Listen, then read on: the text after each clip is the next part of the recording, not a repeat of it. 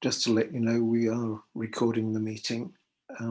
If anybody wants to say something and for any reason doesn't want it to be recorded, then before they say it, just let us know. We will stop the recording. The reason why we're recording it is so that we might be able to use it more generally and send it to some of the other councils that who may not be able to get to the meeting.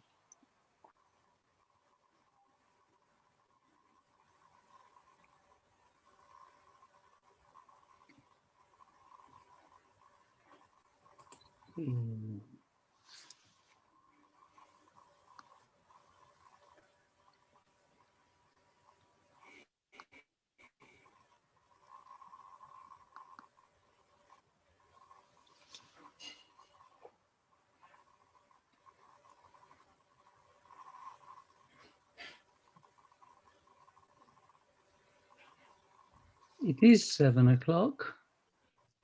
This is going to be a largish meeting, so I think we will try very hard and start on time.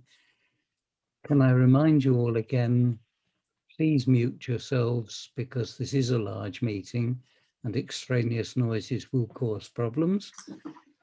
I would ask everybody, please, at some time during the meeting, to put their name and contact details in the chat so that we have a good record of people who are here and people who wish to remain in touch.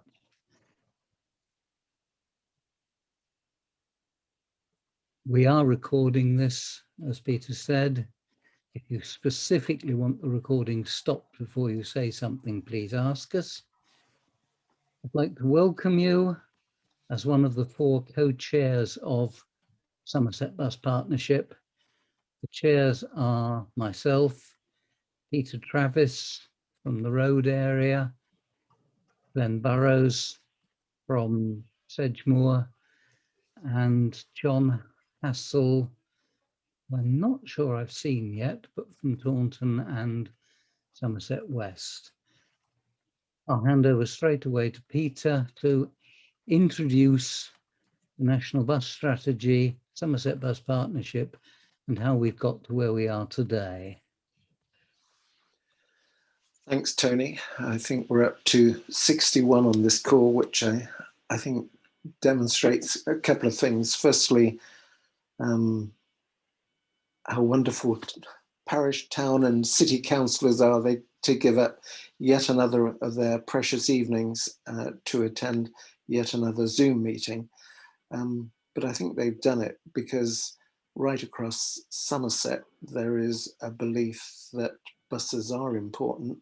Our buses ought to be better, and there is now an opportunity to make them better.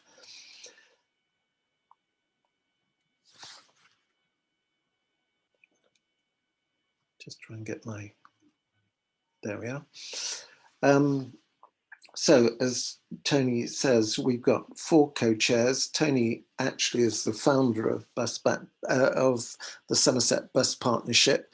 How did it happen? Well, it happened very recently because he saw the announcement of Bus Back Better, and given all the challenges that Somerset has with its bus services, felt that we ought to have an organisation, a Somerset-wide organisation, to try and help coordinate, enthuse, encourage, and eventually marshal some of the ideas which ought to go into whatever improvement programme Somerset County Council was going to propose as a result of Bus Back Better. As Tony said, he represents South Somerset specifically. We've allocated a co-chair for each of the areas. Glenn Burrows, who will speak after me, is for Sedgemoor. John Hassel, Somerset West and Taunton. And last but hopefully not least, I, Peter Travis, represent Mendip. When I say I represent Mendip, I try and coordinate activities, encourage activities in Mendip. So let's start with the story so far. Well, few novels has started with such a bombshell as Bus Back Better. It's to anyone interested in buses, it was a revelation, a shock. A transport director for a neighbouring authority described it as revolutionary. It's certainly radical. It's certainly very ambitious. And it's a fundamental change in approach for that's existed for the last 35 years of bus deregulation. Buses now, as they have been throughout in London, are now going to be regulated in part by the local transport authority. And why is there been this change? Well, it's because of two policies of the government, but the most important one is the climate emergency. The government's declared one, Somerset's declared one, the 4 district councils have declared one, and I'm sure many of the councils represented here have declared one as well. Transport is a key contributor to the climate emergency, and the challenge is to reduce the number of single occupancy conventional car journeys that are being made. The ideal way of doing it is to encourage people to bike or to walk, forms of active travel, but that's really only suitable for shorter journeys. For most of us, a journey of anything more than 2 or 3 miles is not an option for walking or cycling, certainly not with any regularity, certainly not along roads without bicycle lanes and pavements, especially in rural areas. And then we have the British weather, and then we have nights as well. And most of the major roads in Somerset are not good places to be cycling or walking in poor conditions or at night time. So another option, of course, is ULEZ, battery powered cars, and they still pollute, but nothing like as badly as a conventional vehicle, but they cost the equivalent of the average annual salary of a Somerset resident. So in truth, they're only really an option for the more affluent or those with company cars. So the real options are public transport, and given the experience with Crossrail and HS2, our Prime Minister is a great believer in buses, and it is he who's driven this policy, this change in policy, which is recognising buses as a key component in the climate emergency agenda.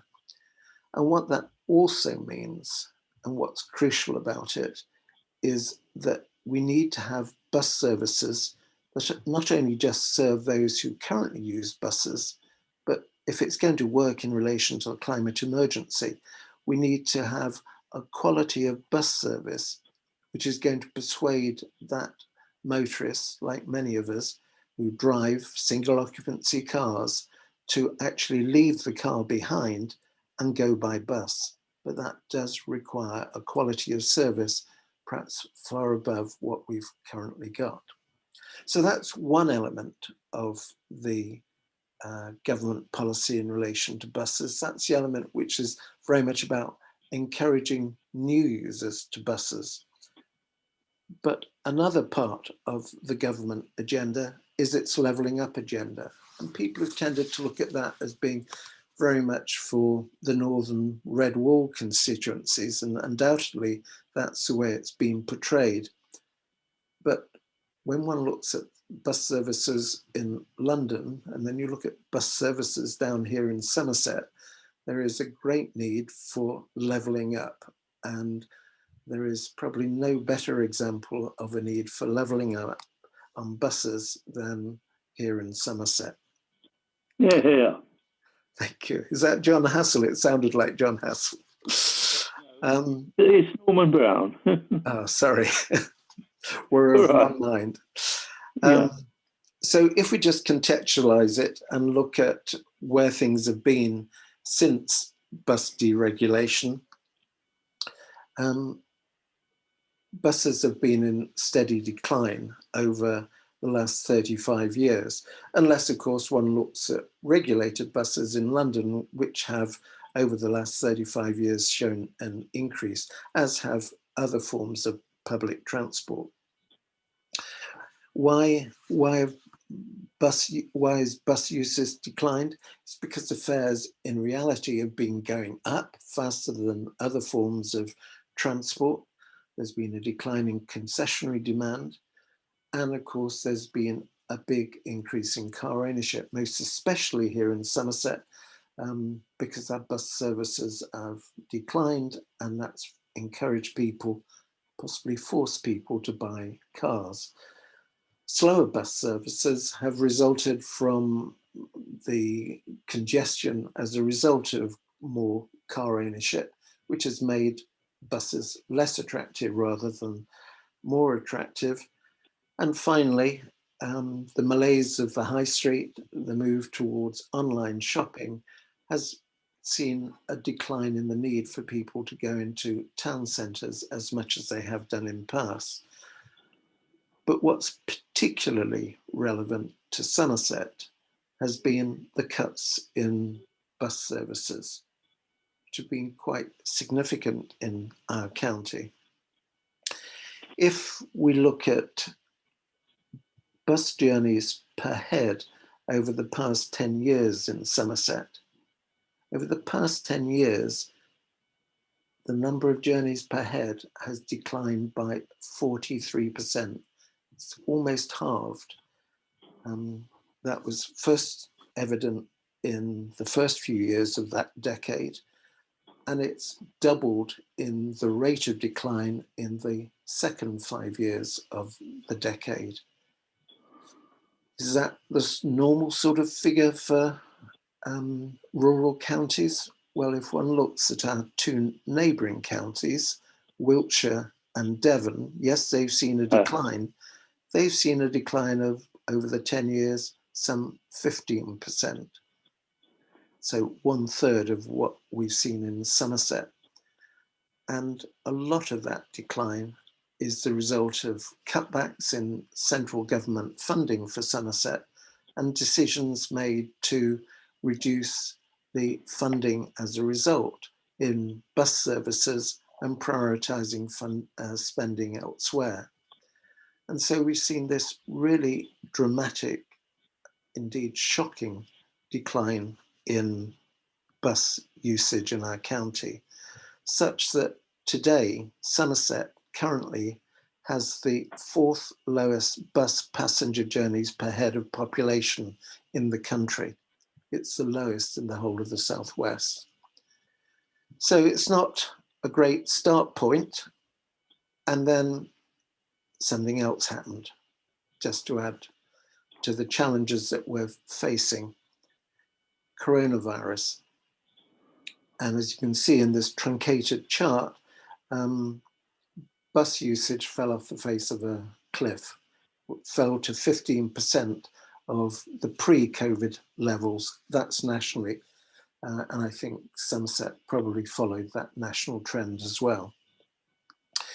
Yes, as we've hopefully starting to come out of the worst of the epidemic, we're seeing bus usage recovering, getting up to about 60% of the pre-COVID levels. But at that level, it probably means that most of the bus services in Somerset at 60% capacity of pre-COVID are not commercially viable. And that is why the government has carried on its funding of bus services across the country, including here in Somerset, because it's absolutely vital that we keep those bus services going so that people can get to work and that the economy can recover, which is a key issue, obviously, for the nation as well as for the government. So what we do have to recognise and it's been said many times about COVID, is we won't go back to the way the things were before. There will be a new normal. Things will be different. With furlough coming to an end, we may well see challenges on employment levels. The less well off, and in particular, are going to see their disposable incomes probably come under pressure. But I think a really significant issue for public transport in general is that the work habits of particularly office workers are going to change. A lot of office workers will continue to work 1, 2, 3 days a week at home, which will reduce the amount of commuting on public transport, will hit the rail industry especially hard, but the bus industry relies on commuting for about 20% of its volume, so it will affect the bus industry too. Shopping, the malaise of the high street will continue. Many of us who've been ordering online our groceries and getting deliveries from Amazon may well continue with that habit, or it will only gradually erode. So there will be less need to use buses to go into city and town centres. And there is a question mark over further education, whether more of that might go online, and education, which also accounts for about 20% of all bus journeys, we could see a decline there. So the bus industry is going to be challenged, and it's also challenged by the fact that for the last 15 months, the government's been telling us all that it's better not to go on buses and trains. And they've been telling us that very consistently. And even today, by implication, when we get to Freedom Day, it seems it's fine. We can all go off to nightclubs and dance and do whatever in nightclubs face to face. But if we go there by bus or by train, we should wear our masks, whereas we don't need to wear them, at least on the government's advice, in nightclubs. So there is a public attitude problem, which I believe the government is going to address with an advertising campaign, telling people that they should, for environmental reasons, and now that it's going to be much safer to do it, also for safety reasons, to start traveling again by bus and train. Because the whole essence of Bus Back Better is that we don't just want to recover to the pre-COVID levels, we want bus usage to increase significantly above it. If we don't see an increase above the pre-COVID levels, this Bus Back Better strategy will have failed, and the government has no intentions of allowing it to fail. So this has been said by Tim Reynolds of the consultants. WSP have been appointed by the Somerset County Council. The DfT have requested that BSIPs, if there's one thing you need to remember from this presentation, a bus service improvement plan, for those in the know, is abbreviated to a BSIP, bus service improvement plan. DfP have requested that BSIPs are ambitious, challenging, and designed to meet the priorities identified by stakeholders, and the most important stakeholders, along with the bus operators, are the bus passengers within each local authority. Somerset is no exception, and we look forward to producing a document that the county is future ready to meet the challenges ahead of passenger growth on buses, reliability improvements on buses, and having just had a Zoom call with a rural route, reliability is a very, very major issue on rural routes, and the decarbonisation of the bus industry. And I would think we would all say, right on, we're right with you on that. If you can deliver that, then we're on side with you, and we'll do everything we can to help you deliver that. So, what has Bus Back Better said? Well, as I said, it set the bar very high. It's raised expectations in the Bus Back Better document. It talks about particularly urban routes.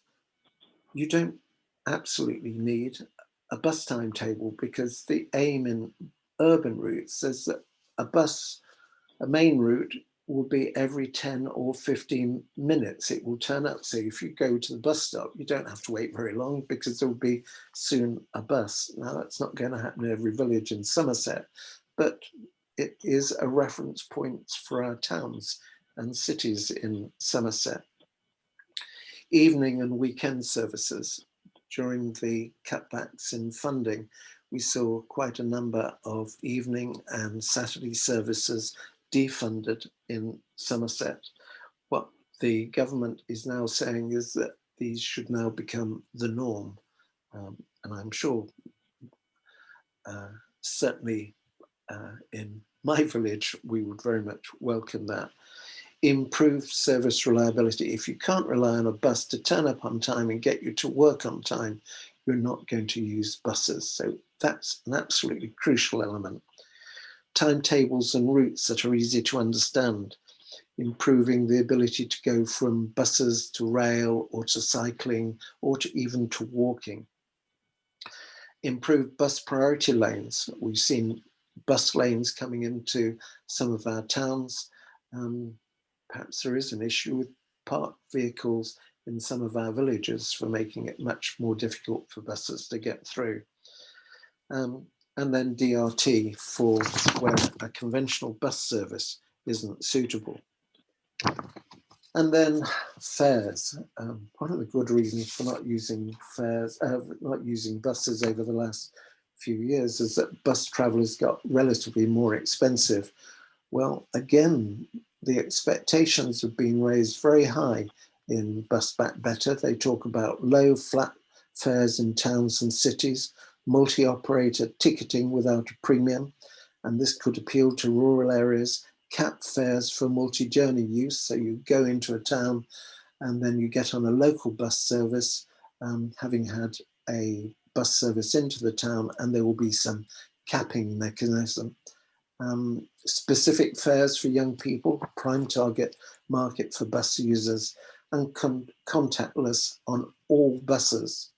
That's not to say that they shouldn't also take cash, because a lot of bus users don't have the facility to do contactless, and so cash payments remain important.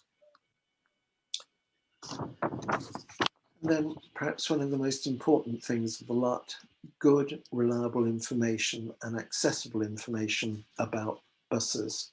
We've seen various bus apps come out. First Bus has an excellent bus app. Information should be available on buses about the route that you're going on. So many of our bus stops, and I've been doing a check recently, so many of our bus stops don't even have any bus times, perhaps even worse.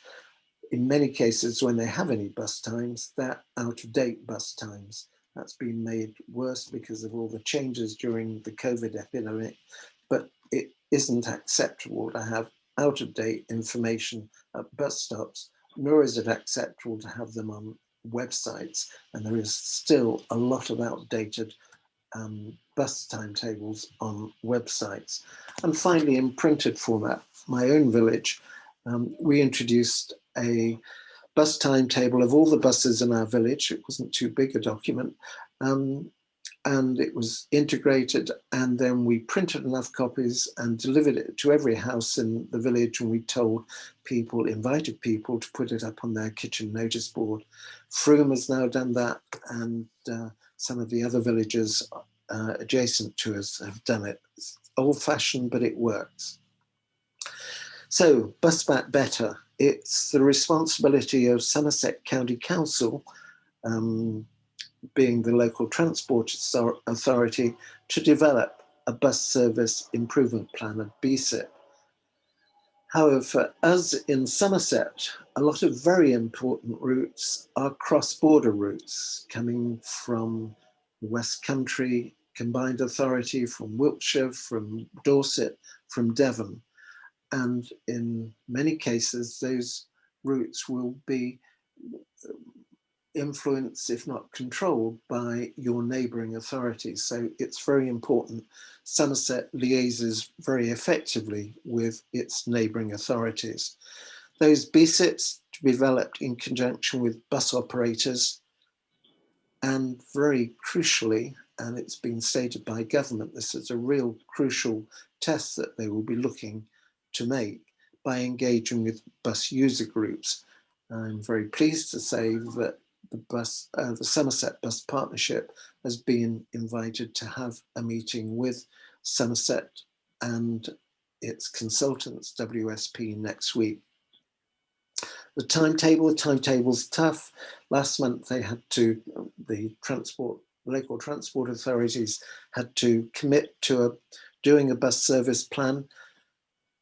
They've now got just over 3 months to complete it. It's a breathtaking timetable, and there is a risk that if we don't proactively tell Somerset what we want, they will just run out of time to actually invite us to react to their invitations. So I think something that no doubt others will talk about, the need to be proactive in working out what you need and making sure that that's communicated. And then by April next year, it's all going to be in operation. And if you talk to any of the bus operators, they will tell you that going from October to April to put all that into operation is going to be a monumental challenge on top of all the other challenges that they're going to be facing. So what can we ask for in terms of bus improvements? How do we determine what is most needed and how we can get it included in the Somerset BSIT? And I'm going to hand that to Glenn to start to talk about some of those issues. Thank you very much. Thank you, Peter. Thank you very much. So there is an awful lot there. I've seen some questions in the chat, which we will come back to later. But there's a lot of raising the expectations. There's a lot in there about involving bus user groups, which is why we set up the Somerset Bus Partnership. But what we actually need, and why we've invited you all here tonight, is that local people with local knowledge need to make their voice heard. We need to tell the county council and the partners who are developing this bus service improvement plan that there is a serious need to improve buses in Somerset. The first thing we've tried to do is to extract from the National Bus Strategy some basic principles that we feel should be in the bus service improvement plan, rather than specific things, which we'll come back to later. But we want to make sure that everybody who writes in, and I will be encouraging all of you individually to write in and to recruit other people to say what is wrong with buses in Somerset, bus services in Somerset. And Glenn will take us through the principles that we've been developing. We have now got, I think, a principles document, which is on our Somerset Bus Partnership website, and I'll give you the details later. But can I hand over to Glenn?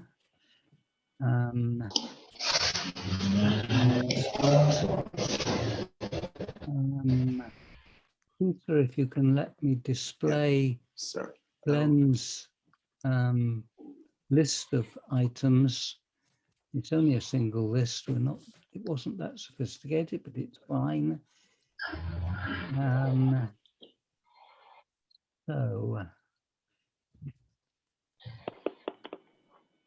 I'm making you host now. Sort out the technology. Are we still recording? Yes, we are. That's yes, we are. fine. And you're now host, Tony. So it would appear, and so you should be able to share the screen. I see. It's Excuse me a It was so much moment. easier with flip charts in the old days. Wasn't it? Just. Yeah. I've got it on my screen. If Tony can't sort it out. She'll be there in 2 minutes, I think. It's not really that exciting. I better warn everyone. Nothing like the previous presentation. I don't do exciting, colourful presentations, but I thought it would be helpful to have the main principles that we've put in our document, just to bring to your attention.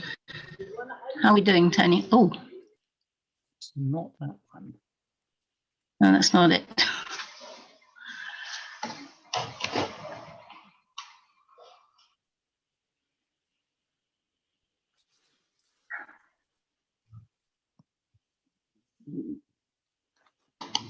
Do you want me to? I've done it. Yeah. Okay, thank you very much. Thanks, everyone, and great to see everybody. My name is Glenn Burrows. I'm a member of the Bridgewater Town Council. It's wonderful to see so many town and parish councillors here. Perhaps we could do this again sometime. It seems a good idea to me to go across the county and sort of maybe swap notes and experiences. But anyway, as Peter said, we have extracted from Bus Back Better, which is very exciting and but is not specific. And we were a little concerned that the local transport authority, Somerset County Council, we wanted to be sure that they didn't miss any of what we saw as the important principles to be contained in the bus service improvement plan. It was a development document. The principles will be produced at the end of October, but it will be ongoing and will depend on input from users and from transport groups. So it's quite important. Nothing is set in stone. These principles are not set in stone. You might read Bus Back Better and take something completely different from it. We've read it and we've taken these as what we see as the main components of a bus service improvement plan. So I'll just run through them very quickly. And I think the most important thing, Peter's referred to some of these things already, but culture change, I think, is one of the things. You could throw millions and millions or billions of pounds at bus services, but actually you've also got to bear in mind the need to get people thinking about buses as an acceptable form of transport, not just as workable. There are plenty of surveys that show something like 50% of British people don't like using buses.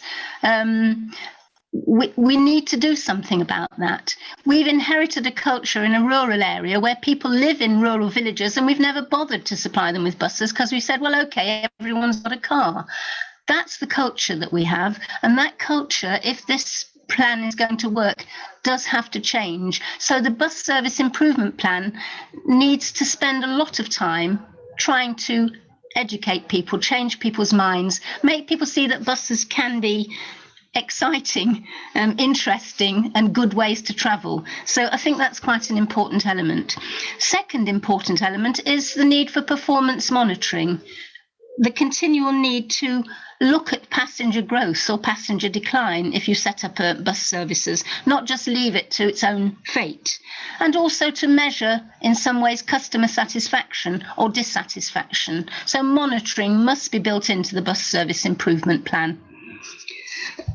The bus service improvement plan, now you all know what BSIP means. The bus service improvement plan needs to look at how an enhanced partnership, which is what Somerset will be setting up with bus companies, how it works across other local transport authorities, how we cross county boundaries, so not just limited to the single transport authority. It also needs to set out how the objectives can be achieved. So it's not just a box ticking exercise. How are these principles going to be achieved? And of course, it needs to be updated regularly, and it's to be part of the local transport plan of the local transport authority. I think my screen sharing's disappeared. Sorry. It should be back. Okay. So that bus service improvement, needs to be of itself an evolving document, and the people who will help that evolve are people like us. And I'll come to that later on under the important principles that we have outlined. The Second, sorry, next item, timetabling. Sorry, this is not my document. Oh,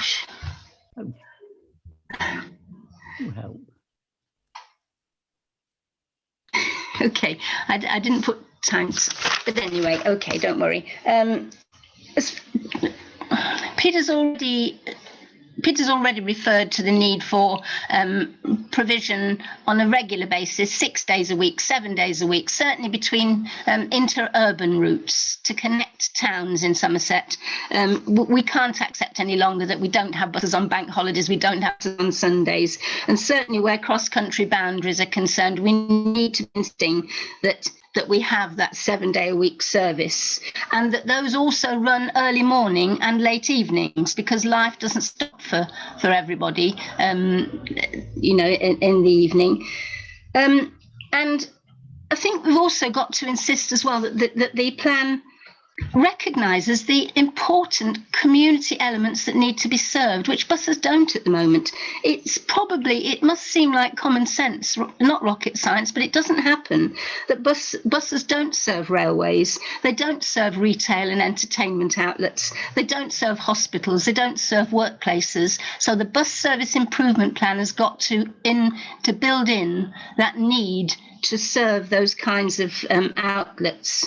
And of course, accessibility must be a part of all the bus services, not just any old bus for people to climb onto, but buses which are accessible, particularly for disabled and people with mobility problems.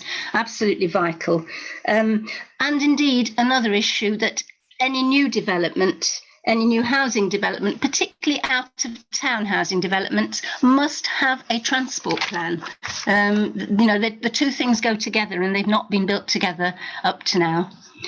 As far as the infrastructure goes, again, something which is totally ignored now, protection of bus stations. Taunton Bus Station was closed a year or so ago with hardly a murmur.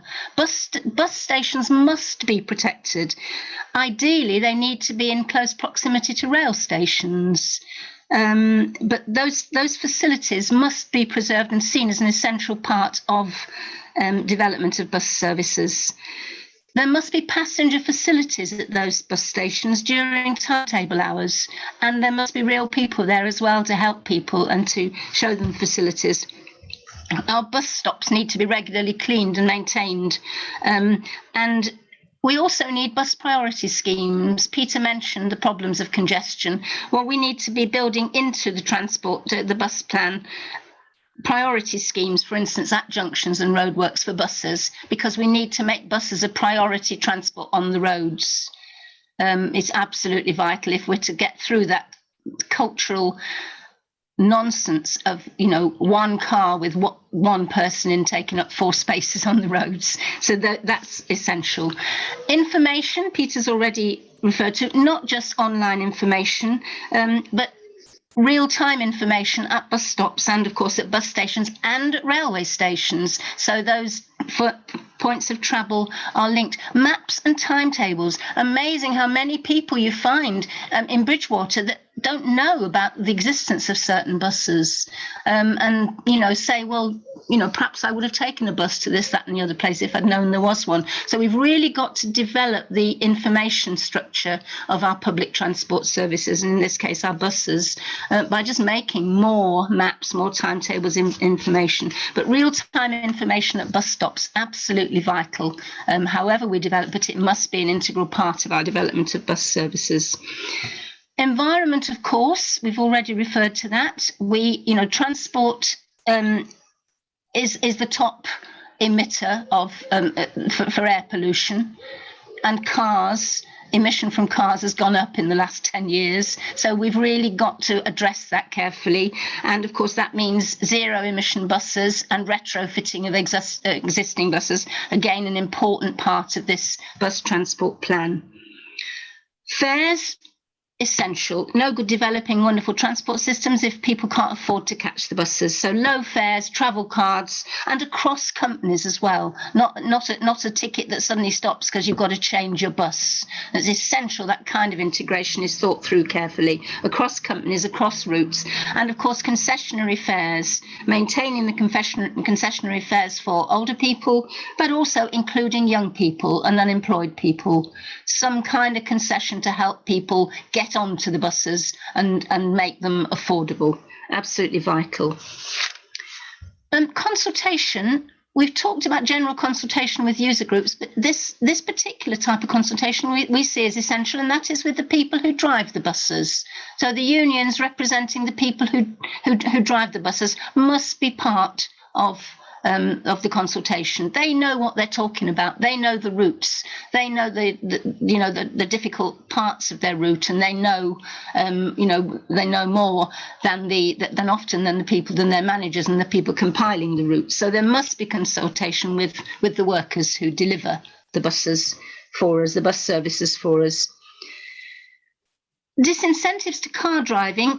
Sort of the harder side, if you like, of the culture change, but I think we've got to bite the bullet at some stage. Car drivers don't like being inconvenienced, but I'm afraid we are coming to, we've talked about the climate emergency. We're coming to a time when I'm afraid we're going to have to try and convince car drivers that that roads are not just for them, and they're not going to have unlimited parking spaces. So we need to think about increasing parking costs, perhaps, as part of the bus improvement plan, and reducing car parking spaces in some areas where we want to encourage bus use, and of course where the bus services exist. So we can't be accused of acting against car drivers, but that disincentivizing has got to be a component part of our bus improvement plan. We can't just put the buses on. We've got to, as I said earlier, persuade people to use them. And finally, something which is very close to my heart, we keep talking about consultation. An essential part, an ongoing part of this bus service improvement plan for the County Council must be to re-establish the transport forum that used to exist and that's disappeared into the ether, because the transport forum will provide an opportunity, regular meetings, opportunities for town, parish councillors, transport operators, user groups to give their feedback, to comment on the bus service improvement plan, to comment on services, and to feed into the enhanced partnership with the bus companies. Absolutely vital. We've been saying for years that the County Council should re-establish the Transport Forum, and Bus Back Better has brought that argument home at last. It's very, very important. So those are the principles that we've outlined. As I said, they are not final. They're not. There are principles. They're there to be adapted. As Tony has said, the full document with the detail on all those points is on our website. Would urge you to read that in conjunction with Bus Back Better. Bridgewater Town Council, we have produced our own comments on the consultation, which we'd like to be taken into account by the Somerset County Council as part of their consultation, and we have sent that document to the County Council as part of our submission. We really do hope that using some of the information we're supplying, and of course your own ideas, that other parish and town councils will do the same. Absolutely vital to impress upon the County Council the need not just for a box ticking exercise in this, but an absolute real exercise in talking to people, getting ideas, talking to local people. It's the parish and towns that councillors that have the most local contacts. We are the people who can get in touch with people and find out what is needed. So it's absolutely vital. And I know Tony is going to go on to give you some ideas, of what to do next if you're so inclined. I hope you will be. I hope you'll engage fully. I think so far we've pushed the County Council a little bit faster than perhaps they would have gone. The time is very tight, and we want to have our ideas on their table for consideration before the end of October deadline. So that's all I've got to say. Thanks very much for listening. Thank you very much, Glenn. As Glenn said, what we're going to be doing is encouraging each of you, whether you're a parish council or a town council or an individual bus user, or more importantly, a potential bus user who doesn't today use the bus, but could, if I asked you the question, what would persuade you to give up the car? Not just you, but for you to find other people as well, to pass the message on, to let them know this bus strategy is around, to let them know that Somerset County Council is tasked with producing a bus service improvement plan. We have some ideas. We've put them on our website. I might try and identify them. No, I don't think. 1, 2, 3. I should be able to say, and I haven't checked this yet, but that should be a URL that actually goes straight to our website. If it isn't right, I will correct it later on and let you know.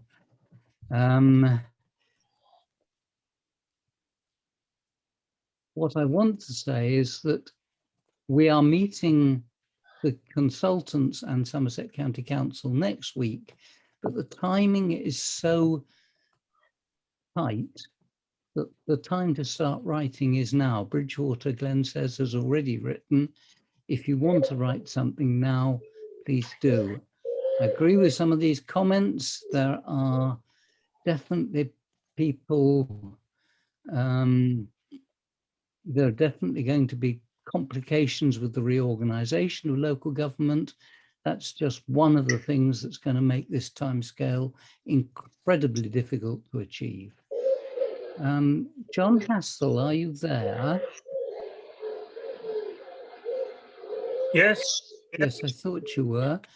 I had you down to talk about some of the people involved. Are you ready Well, to do it's that? a little more than people involved. It's Carry on. looking at buses, looking at the Bus Back Better campaign. Is Bus Back Better enough? Can we look at buses in isolation? Because rural communities suffer most, as the economy of a region needs practical transport considerations. From the planning point of view, when new estates are planned, councils would make a condition, should make a condition of permission being under Section 106 funding that provision of a bus service is a must. The services can be paid for by the developer or alternatively by the local parish council using CIO money, which is the Community Infrastructure Levy. So what about Bus Back Better? How will it work? Will there be connectivity between buses and trains? Information widely available between companies relayed to the public? Bristol and Bath, along with 80 other authorities, think part of the answer is to change to a tramway or light railway. This is common in the continent. There is a new app which is currently publicising bus routes and timetables, all the bus services across the country. That's useful if people have the equipment, but not everybody has a mobile phone. The government is investing in railways across the country, with many new lines and stations in the southwest, which is where it is needed most. Connectivity is important, from buses meeting trains at railway stations to railway and bus stations forming a transport hub. In Taunton, for example, there are various options. Improve the bus station in situ, construct a new bus station at Kilkenny Road, north of the railway station, convert Station Road, Bridge Street and North Street into a boulevard with spaces for bus stops and sufficient shelters in bad weather.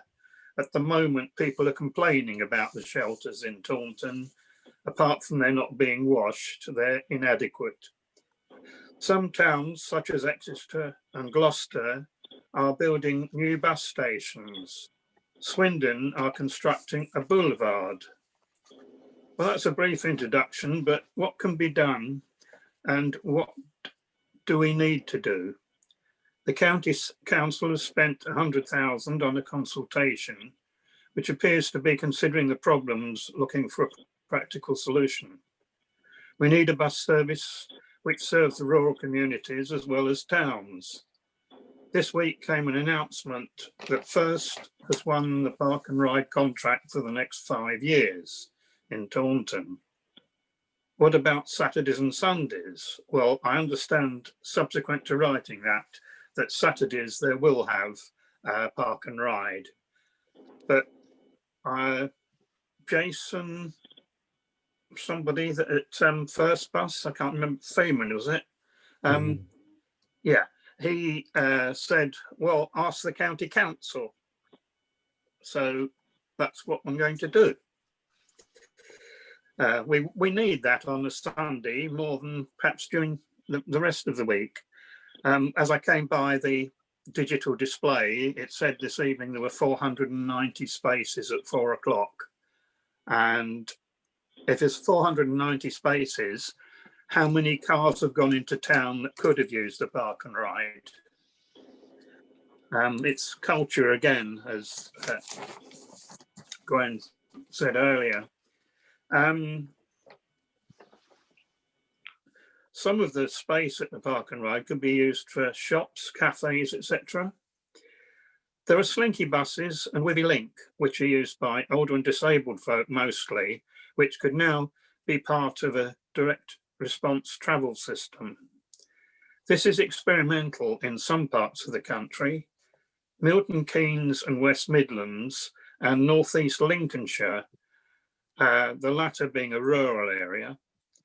If you need a bus to take you or a group of people to a function, you ring up and the minibus will arrive in good time. One of the problems is franchising.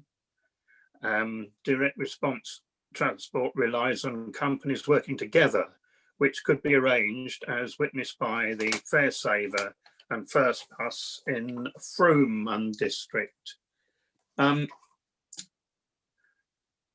You wanted me to speak about people. Well, it's rather difficult to do that because they keep changing in all the bus companies and everything. People retire and you don't get anyone who is regularly on hand, as it were.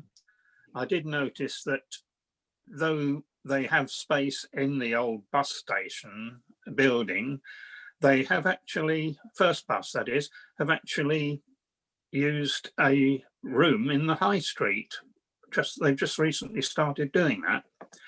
And I understand that what First Bus want is to have a canteen and somewhere where their drivers and staff can have a meal like everybody else.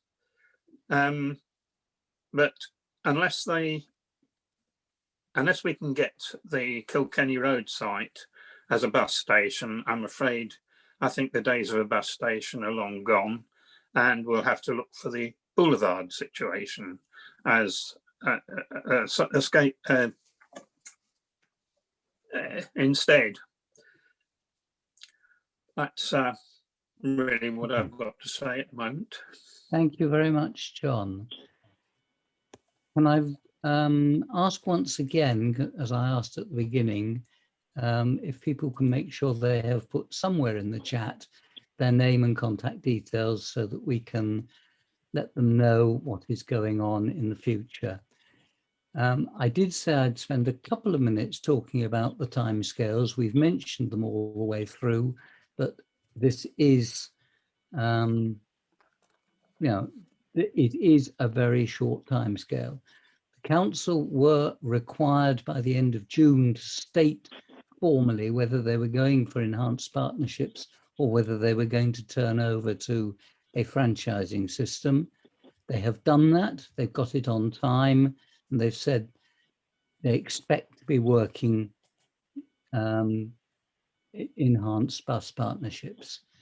They have until October to produce the bus service improvement plan. Somebody has asked, is this a one-off thing or an ongoing thing? No, it says very clearly it's an ongoing thing, but they will be judged on it, and the consultants have been told by the government this is not a box-ticking exercise. They will need to produce a bus service improvement plan that is innovative, exciting, and different. We will be meeting them on next week, but it is not too early to start writing in. We need to show the county council that the needs of the public transport system and bus services in Somerset need a great deal of attention. The government have promised £3 billion, but when you actually break that down, it doesn't turn out to be very much for each local authority. A lot of that will be spent on buying carbon zero buses to meet the climate change parts of the bus service improvement plan. But between October and next April, the council will be required to produce some specific requests for funding. So yes, we will be asking you and asking everybody to say, what are your specific needs in your area and your part of Somerset? But between now and producing the bus service improvement plan in October, we need everybody to write in to express what I see as the anger of people in Somerset, and I certainly am angry at the way bus services have been run down and down and down over the last 20 years. Here is an opportunity. It's a challenge. If you're cynical, you may feel that nothing much will change. It will only change if everybody here and everybody you talk to makes the point, writes in and says, these are the important things. It's not just more buses and weekends and evenings, which we've lost. It is information. It is structure. It is infrastructure. It is all the things that we've mentioned, all the things that are in the national bus strategy. We have put some basic documents on our website. The principles that we've been talking, they're not complete. We've talked through them and they're still we will amend them, but please look at them and pick up some of those. You can write to John Woodman as County Councillor, Micah Dowd-Jones and Natasha Bates, who I think will be producing the bus service improvement plan, together with Tim Reynolds from the WSP consultancy group. A lot of local councils are using consultancies. As somebody pointed out, Tim Reynolds is also doing Dorsets. So one of my first questions to him will be, what will make Somerset's bus service improvement plan better than anybody else's? But we need to keep coming up with new and innovative ideas. We haven't said much about demand responsive services. They're skated over very quickly in the bus strategy. There are lots of people looking at new ways of doing demand responsive services. There is a pilot project which hasn't gone very far yet in South Somerset, and we will be specifically asking that continues.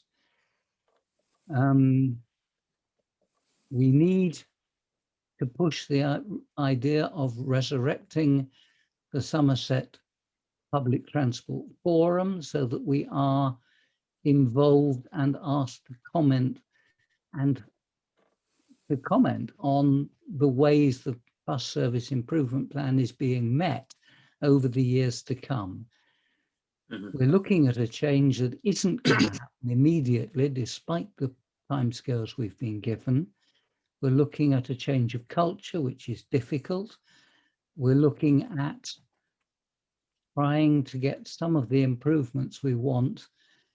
And I've heard 2 or 3 discussions recently about what happens when that £3 billion runs out. And somebody will have to go back to the government and say, either we put more money in it, or some of those things that you've made as promises within the National Bus Strategy aren't going to happen.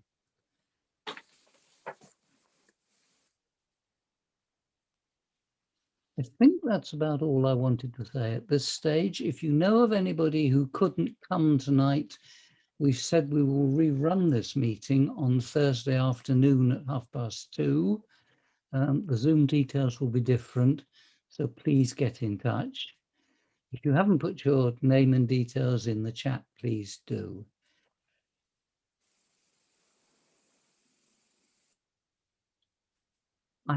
We have some, it's 8 o'clock, so we have some time if people are willing to stay for a few further comments. Is there anybody? Tony, can I'll assume cameras off, but if I can, David Redfield, just raise a few points. Obviously, I sit on the Bristol Mayor's Transport Board, which covers David, you Western. are welcome. Please try and keep to the point, because I need to remind you. The point I'm trying to make is the cross-boundary issues. So if you live in Mendip, if you live in Mendip, you might very well find that the contracts are not signed off, in fact, by Somerset County Council, but they'll be signed off by the West of England Mayor, and that includes the major core bus service between Wells, Glastonbury and Street and into Bristol, the Bath to Frome service, the D2. So there's various bus services. There's also some bus services run between Radstock and Frome, Midsummer Norton. So all of those will obviously need joint funding, and there'll have to be a discussion about how they're funded. And I know that Peter and I have met the Metro Mayor to discuss that the other day. And likewise with North Somerset, the 126 that goes through Cheddar and into Wales, and the 20 that goes down to Highbridge and Burnham-on-Sea from Weston. But the point I wanted to make in actually levelling up is part of the levelling up agenda documents we've actually been reading. Is they're asking about hard to reach communities, about, so in Mendip, for instance, it would be your Colfords and your Glastonburys, where there's social deprivation or where there's a need for regeneration. Evercreech, Bridgewater certainly sticks out a mile from a government perspective, but those issues will also be taken into account very heavily alongside social exclusion and rural exclusion, which is another government policy. But my other thing is to say that the Taunton Bus Station, Darbuncle, it is first and Somerset West and Taunton District Council owned it together, and for some reason the parties split. And obviously we then ended up with first coming off the site, although they're using it as a bus garage. But to say there is nothing we can do in Taunton is far from the truth. I mean, I've been involved in 4 projects now where we've just rebuilt, as you rightly pointed out, Exeter's a new bus station, Gloucester's a new bus station. The Prime Minister's given £40 million to Camborne for a new bus station facility. So we need to really think about Taunton. Kilkenny Road's at the railway station, and that's a long way from the shops. So we do need to have something in the town centre.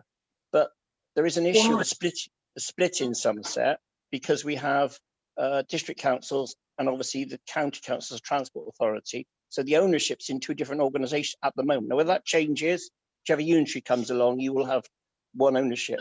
The issue about the railway station is the distance to walk to actually catch a bus. And it's a long walk, or a long way for a wheelchair or anything like that, to try and go from the railway station to the town centre.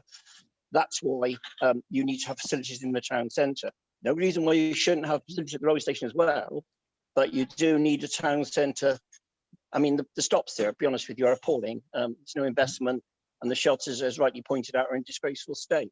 And I do think... Can I stop you there, David? Yes, because we don't have time to discuss any places in detail at this meeting. I agree with you totally. We need cross-border advisory boards, not just with WECA, but with Dorset and Devon as well, because all the cross-border routes have suffered in the past. I will ask a couple of other people who've put their hands up, just if they have a quick comment, but it's going to have to be fairly quick. Dave Chappell. 2 points. Firstly, concerning trade unions, I do think it's important to get the workers on board with this. So, you know, if it's okay, I will contact Unite the Union, who run buses from Bristol and Bath down through Mendip to Yeovil, and the RMT, who run buses in most of the remainder of post 1974 Somerset, to get on board, because as Glenborough said, you know, we need the views of the managers, the people who run the buses, the people who drive the buses, and the people who repair the buses. But I also must comment, Tony, on this thing about a councillor said, well, you know, we tried, but, you know, it didn't fit first business plan, because the business plan wanted to shut Taunton Bus Station. Well, God help us if we're going to go forward with the BSIP, which is ambitious and imaginative, if we have to be constrained by private companies' business plans. So I think it's an absolute tragedy that we haven't started to meet regularly, you know, before this bus station tragedy, which is a historic detriment to Taunton. But hopefully in the future, you know, we'll have bold, imaginative ideas, which certainly aren't constrained by companies' business plans. Thank you. Thank you, Dave. You're absolutely right. And, you know, if we'd had the Transport Forum, we could have talked about this when it became an issue. I did listen just now this afternoon to another meeting on the National Bus Strategy that was small operators, and we need to talk to them. They are the people, as somebody said, closest to the passengers. They know exactly what's going on, and there's a great danger that they will be left out of the discussions. And somehow, as Somerset Bus Partnership, we will try and get them involved and talk to them. Vivian, did you have your hand up? And I know the other co-chairs also want to come in, but I'll give them a minute. Or Brian Larkham, yes? Thank you. Yeah, just a few things. We talked about how we can try and change things in a more broader way. Part of and without being too specific, Taunton's problem is it's never had proper holistic planning. It sticks up developments all around the town, but it only pays lip service to the impact of those developments on infrastructure and connectivity and all the rest of it. Equally, as a nation, we've seen the proliferation of white van deliveries that go up down the motorway 24 hours a day, bringing those single little items by just-in-time delivery. The government have to transfer the money those companies are making in profit. They have to tax them, and they have to put that tax revenue onto providing social cost transport provision for the public. That's the only way. You cannot run bus companies to profit. They've got to be subsidised. And some of this decline has been the fact that these bus companies, and I welcome so much of what Glenn Burrows said earlier, absolutely spot on, Glenn. So much of this deregulation has led to this chicken and egg situation where fares rise because numbers are falling. And what happens? The numbers continue to fall faster because the prices are going up. So this thing is a social cost that the nation has to understand, has to be paid. I also accept the point made earlier. There's a difference between urban bus needs and rural bus needs. They're very different. And you cannot graft an urban approach onto a rural one. And finally, and there's so much, and I don't want to go on because I'm sure all you guys got exactly the same ideas. But the other thing I'm getting really frustrated about is this alternative idea that cycling and walking is the solution. I've heard it from the Transat people. It's ridiculous. They have to take account of Somerset's demographic. Somerset's demographic is a growing elderly one, does not lend itself to cycling in the way that these people advocate. We have to plan for that wet day in November, not that sunny day in June. And that's the whole ethos here. You've got to make it a proper provision, not a false assumption. And I could go on. Sorry, Brian, I cut you off a bit there, but yes, you're absolutely right, but those are not things that we can do as Somerset Bus Partnership. I want to try and keep this meeting on track to say we have been given an opportunity by the government. There are a lot of things that are wrong. We can't solve them here. All I want to do today is persuade you to respond to the need to advise Somerset County Council. There probably isn't enough money. There are probably arguments that we should be taxing other people. There should be lots more money, but those aren't things we can solve here. What we're trying to do today is work with what we've been given, which is an exciting looking national bus strategy, which has opportunities. Peter, can I call you? Thank you, Tony. Just one key point, I think. Many of us are active in our communities. Many of us now are MPs. I think it would be really good if as many as possible could make contact with their MP and just explain the situation of buses in Somerset in general, that just how much it's declined, how it's such a poor performer relative to the rest of the country, and what a priority Somerset ought to be in the allocation of funds from the £3 billion pot. On the face of it, Somerset doesn't look like a disadvantaged county. It isn't in many regards, but when it comes to public transport in general and buses in particular, it is. And I think that point needs to be made. I think just one other point, Chair, and that's saying that next week we're going to have our first meeting with Somerset and SWP, and we will get WSP, sorry, get their initials right, and we'll get a better understanding of how they plan to go about this BSIP and prepare for this BSIP. And I think it may even warrant another one of these meetings. At the very least, we would need to communicate with you. And just going back to the point that Tony's made time and time again, please make sure you put your details in the chat so that we can keep you informed. But next week's meeting is I think a pivotal meeting, and I'm sure we'll get a lot of information which we'd like to feed back to you. So thank you. Thank you, Peter. Yes, we have been offered, I think, 3 meetings. One next week where they're going to tell us how they're going to do it. One about halfway through where hopefully we will be told what sort of responses they've received from people like you, and what they're doing about it, why they haven't had enough and whether we need more.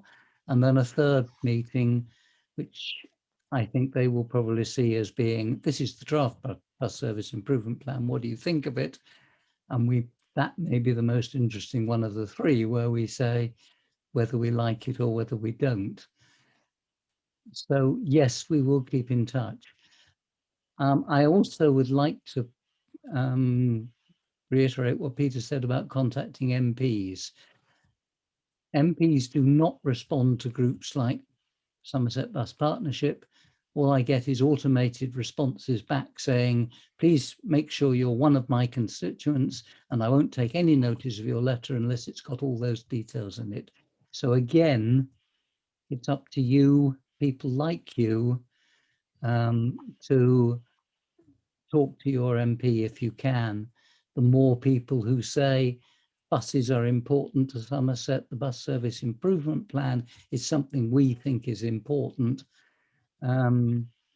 Please, it's up to you to contact them. We can't, as a bus group, we can't do it for you.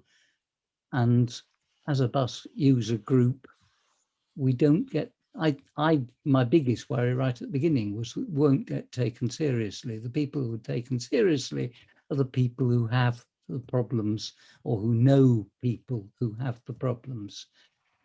somebody asked who do we write to? I said John Woodman, Councillor Woodman at Somerset County Council is probably your best contact at the moment.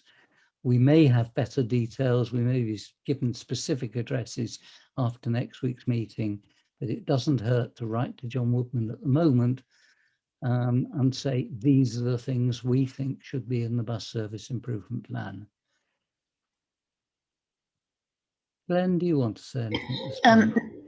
Well, only one small point for myself, but I did notice very much earlier on someone called Martin Davis wanted to speak, and I wondered if you'd noticed, because that was right at the beginning. So hope we don't miss him out. But the other thing I wanted to say, and again, most people know more about chat and Zoom and all that kind of stuff than I do, but there's a lot of useful information in the chat box, as you've said, and perhaps it would be a good idea to remind people that they can copy the chat box for themselves before they leave the meeting, and that way you've got access to all of the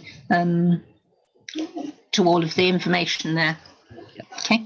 We will be sending out details of the chat to everybody who is here. Yes, Martin. Hello there. Can you hear me? Yes, I can. Good. One point I wanted to raise, which I don't think has been touched on, coaches. Obviously, we've got National Express, Megabus, Falcon, Berry Superfast. As the bus strategy is hopefully rolled out, do you think we should be considering how scheduled coach services fit into it? You know, working alongside hopefully improved bus services. I mean, you could do things like maybe timing bus services to connect with coaches, maybe having more through ticketing, you know, so maybe people come off, say, I know like they do that on the Falcon, you know, you can go to Exeter and then you go to the Park and Ride, and then you can I think you can travel into central Exeter. Do you think we should be looking at doing more things like that with with Somerset's bus services, you know, sort of work with the coach operators to get like more integrated ticketing and things like that? Yes, Martin, I think you've made a very good point. The coach operators keep telling me, and in every meeting I get to, you know, they get forgotten. I mean, some of them actually run bus services. Berries, as it picks up, is an ordinary, normal bus service, and it is part of Somerset's bus services. Didn't know that. And there could be, as you say, an awful lot more of that. The other thing that I have been trying to follow up today is an idea that was raised, I think, by John originally, but it has been by others, about the small coach operators who run school services, but could run demand responsive services at the times when those coaches are not being used for school services. And that is, I think, an innovative solution to, you know, demand responsive services and how they could actually be worked. So I think you're right. I think we're in great danger of forgetting the coach operators, and I will be reminding them and trying to drag them into the discussion as well. Thank you for that.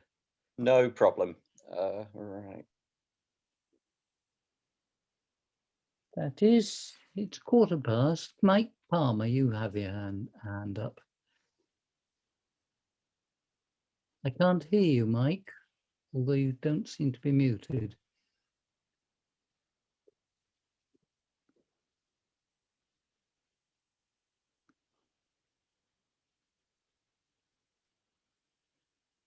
I'm still not hearing you. He is muted, I think. He is now. Oh. And again? No, Mike, you're still muted. If you try again to unmute yourself. You should be okay now.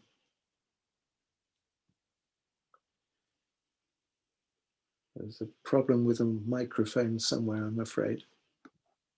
You want to have your quick question you can put in the chat. It may already be there, but I've got 65 chat messages so far.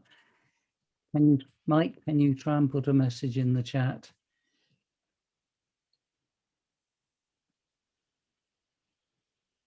Technology always lets us down somewhere.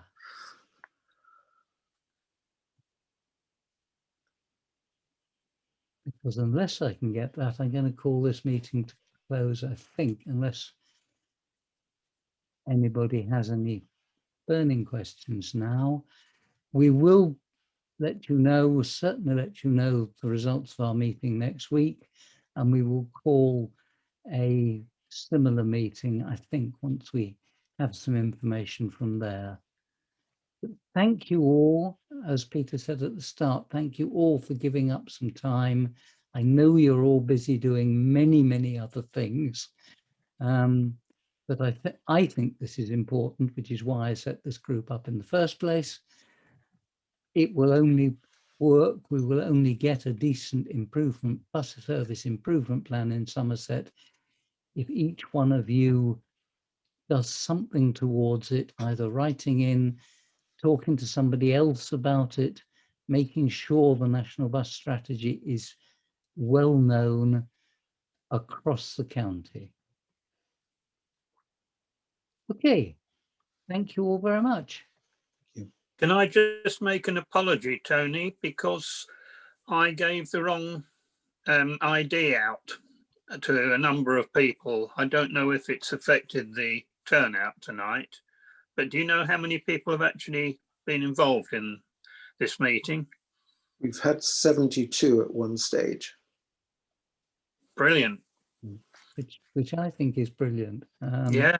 Okay, there are 500 parish councils in Somerset, but to get 50 people to spend an evening talking about this, I think is good. I said there are 500 odd parish councils, so it does 300. need each of you to talk to others to actually get the message to as many people as possible. Keep doing that and start writing in. Good night. Thank you again. Good night. Right. Good Thank you night. very much. Good night. Thank you. Thank you. Thank you very much. Have a good Thank you. evening. Thank you.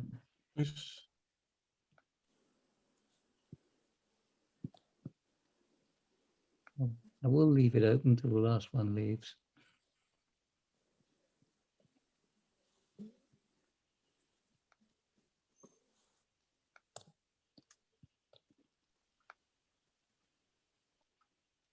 Cheers, Simon.